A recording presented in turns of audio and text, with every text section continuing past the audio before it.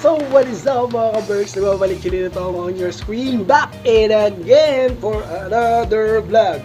Share ko lang sa inyo, ako ay napaka-busy ngayon. Napaka-busy.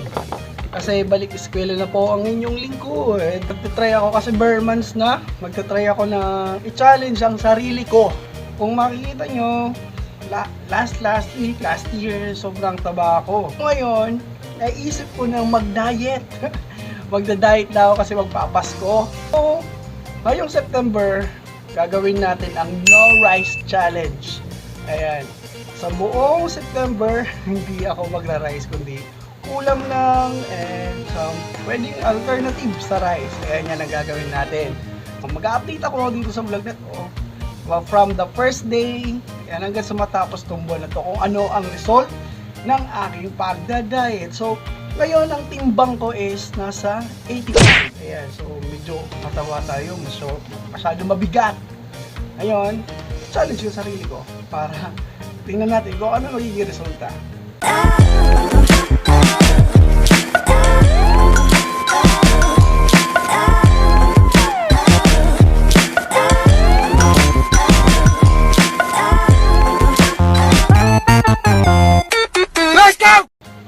So mga ka-Berks, good morning. Ayan, nagbabalik po yung chinito.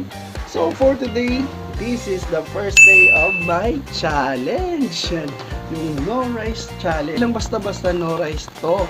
Kailangan din natin ng exercise. At syempre proper diet. Tapos maghahanap tayo ng alternative na makakapalit sa rice. So ngayon, kailangan natin maaga. Kung napapansin nyo, nakaligo na akes. Dahil magtatrabaho ako. Siyempre hindi lang tayo estudyante dito, kailangan din natin magtrabaho. It's a part of my scholarship. Yan, share ko lang sa inyo.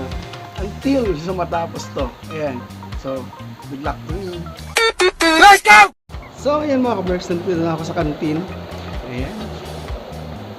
Ate! So, ito ang kantin. Ayan. So, dito ako nagtatrabaho. Pag free time ko, nandito ako.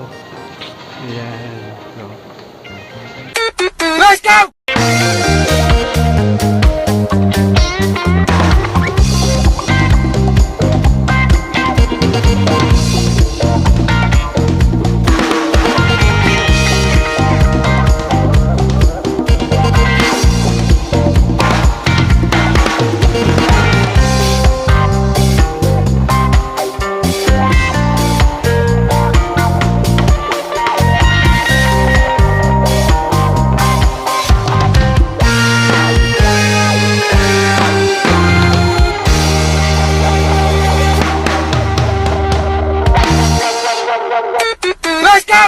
So yun na nga mga ka-Berks, yan, tapos na ako sa kantin. And syempre pag gantong oras, mga 10, lumalabas na ako sa kantin.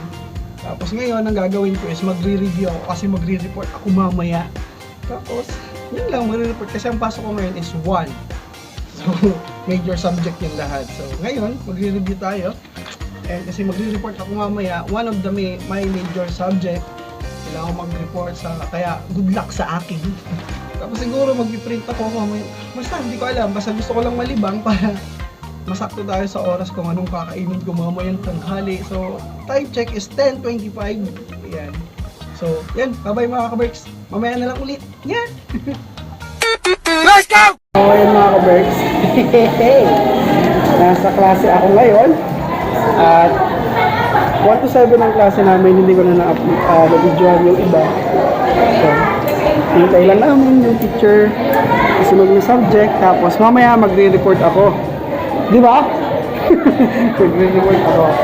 Kaya piniprepare ko na yung sarili ko mag-report para mamaya good luck. Ano ka sa room?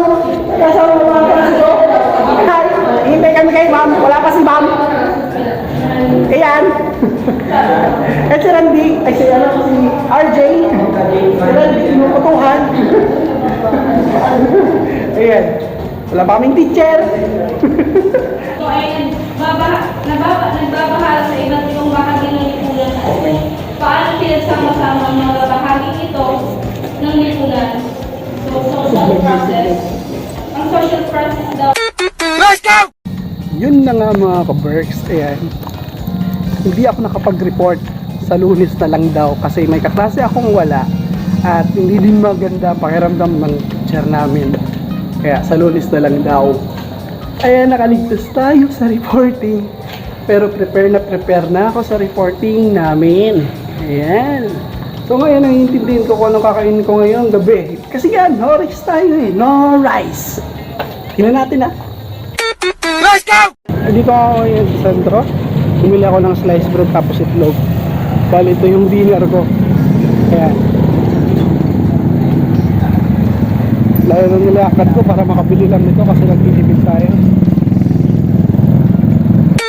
Let's go! So, heads up mga ka-Berks. Yan.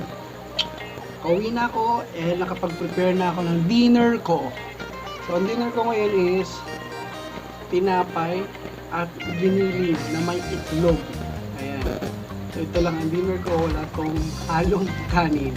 So, sabi ko nga, first day to. Sana magtuloy-tuloy. Tara, ciao!